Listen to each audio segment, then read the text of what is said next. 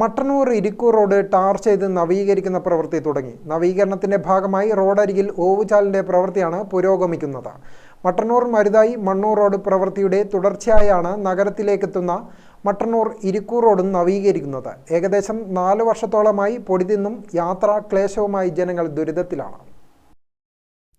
പ്രവൃത്തി നടക്കുന്നതിനാൽ ഗതാഗതക്കുരുക്ക് ഒഴിവാക്കാൻ ഗതാഗത നിയന്ത്രണം ഏർപ്പെടുത്തിയിട്ടുണ്ട്. ഇരിക്കൂർ ഭാഗത്തേക്ക് പോകേണ്ട ചെറുവാഹനങ്ങൾ ഇരിട്ടി റോഡിലെ ബൈപ്പാസ് വഴി പോകണം. ബസ്, ലോറി തുടങ്ങിയ വലിയ വാഹനങ്ങൾ ഇരിക്കൂർ റോഡ് വഴി തന്നെ കടന്നു പോകണം. മട്ടന്നൂർ ഇരിക്കൂർ റോഡിൽ പൊറോറ ജംഗ്ഷൻ മുതൽ മട്ടന്നൂർ വരെയുള്ള രണ്ടാമത്തെ റീച്ചിന്റെ പണിയാണ് ഇപ്പോൾ നടക്കുന്നത്. പൊറോറ ജംഗ്ഷൻ വരെയുള്ള ആദ്യ റീച്ചിന്റെ പണി നേരത്തെ പൂർത്തിയായിരുന്നു. 4 വർഷം മുമ്പേ തുടങ്ങിയ റോഡ് നവീകരണം ഇഴഞ്ഞു നീങ്ങുന്നതിനെതിരെ പലതവണ പ്രതിഷേധം ഉയർന്നിരുന്നു. ഉത്തിയൂർ മുതൽ നഗരസഭാ ഓഫീസ് വരെയുള്ള ഭാഗത്തെ ടാറിംഗ് ഇനിയും പൂർത്തിയാകാനുണ്ട്.